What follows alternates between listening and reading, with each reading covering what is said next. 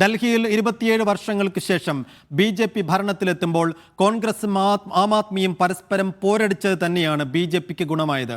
ആപ്പിന്റെ വമ്പന്മാർ വരെ തോൽവി നേരിട്ട മണ്ഡലങ്ങളിൽ കോൺഗ്രസ് നേടിയ വോട്ട് കൂടി പരിശോധിച്ചാൽ ഇത് വ്യക്തമാകും. മഹേഷ് പോലൂർ ചേരും.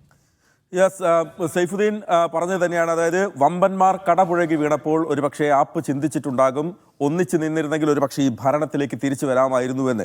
ആ കണക്കുകൾ ഒരുപക്ഷെ അങ്ങനെ തന്നെയാണ് നമുക്ക് വ്യക്തമാകുന്നത്. ന്യൂഡൽഹി മണ്ഡലത്തിൽ അരവിന്ദ് കെജ്രിവാളിന്റെ തോൽവി 4089 വോട്ടിനാണ്.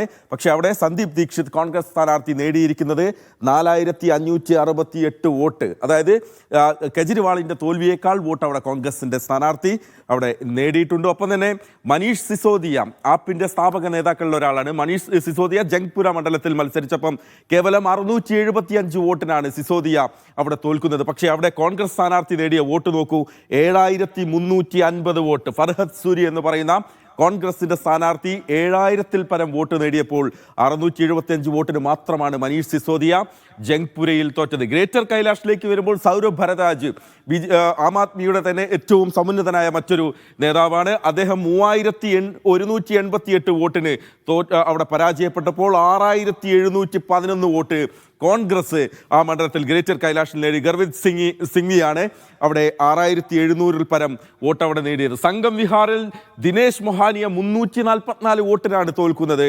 അവിടെ 5863 വോട്ട് ഹർഷ് ചൗധരി അവിടെ കോൺഗ്രസ് സ്ഥാനാർത്ഥി അവിടെ നേടിയിരിക്കുന്നു. മാളവ്യ നഗറിൽ സോംനാഥ് ഭാരതിയെ നമുക്കറിയാം, ആപ്പിന്റെ ഏറ്റവും പ്രധാനപ്പെട്ട നേതാക്കളിൽ ഒരാളാണ്, തലപ്പൊക്കമുള്ള നേതാവാണ്. പക്ഷെ അദ്ദേഹം 2131 വോട്ടിന് തോൽക്കുമ്പോൾ ജിതേന്ദർ കുമാർ കൊച്ചാർ അവിടെ കോൺഗ്രസ് സ്ഥാനാർത്ഥി 6770 വോട്ട് അവിടെ നേടി. ത്രിലോക്പുരിയിലേക്ക് വരുമ്പോൾ അഞ്ജന പർച്ച 392 വോട്ടിന് മാത്രമാണ് ത്രിലോക്പുരിയിൽ ആം ആദ്മി സ്ഥാനാർത്ഥി പരാജയപ്പെടുന്നത്. അവിടെ അമർദീപ് നേടിയത് 6147 വോട്ട്. രജീന്ദർ നഗറിൽ ദുർഗേഷ് പഥക് 1131 വോട്ടിന് പരാജയപ്പെട്ടപ്പോൾ വിനീത് യാദവ് കോൺഗ്രസ് സ്ഥാനാർത്ഥി 4015 വോട്ട് അവിടെ നേടി. ബത്നിയിലേക്ക് വരുമ്പോൾ അജേഷ് യാദവ് 15163 വോട്ട്. ഒരുപക്ഷെ കാണുമ്പോൾ വലിയൊരു തോൽവിയായി നമുക്ക് അവിടെ തോന്നും. പക്ഷേ അവിടെ കോൺഗ്രസ് സ്ഥാനാർത്ഥി ദേവേന്ദർ യാദവ് 20121 വോട്ട് അവിടെ നേടിയിട്ടുണ്ട്. 5000 വോട്ടിന്റെ വ്യത്യാസം ആ 15000-ന്റെ തോൽവിക്കും മുകളിലുണ്ട് എന്നുള്ളതാണ്. ഛത്തർപൂരിലേക്ക് വരുമ്പോൾ ബ്രാം സിംഗ് തൻവർ 6239 വോട്ട്.